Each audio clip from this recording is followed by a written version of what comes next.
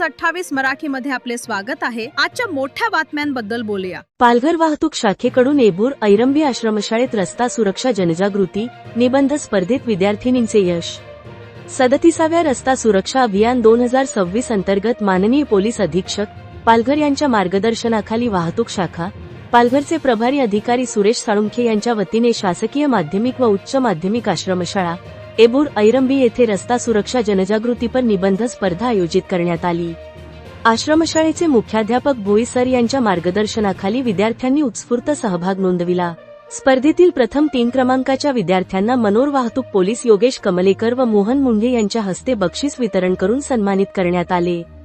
विशेष बाब म्हणजे तिन्ही क्रमांक विद्यार्थिनींनी पटकावले। यामध्ये तनिषा बाळू गवळी गाव सावरा हिने प्रथम क्रमांक, पूजा नितेश बोंड गाव सावरा हिने द्वितीय क्रमांक तर सायली तुकाराम वरखंडा गाव सावरा हिने तृतीय क्रमांक मिळविला। कार्यक्रमाचे सूत्रसंचालन महेंद्र बोईर यांनी केले तर आभार प्रदर्शन ईश्वर माळी यांनी केले। कार्यक्रमास शिक्षक, कर्मचारी, विद्यार्थी व वाहतूक अंमलदार मोठ्या संख्येने उपस्थित होते। वार्ताहर इंडिया न्यूज 28 साठी खलील अहमद पटेल, तालुका क्राईम रिपोर्टरची रिपोर्ट।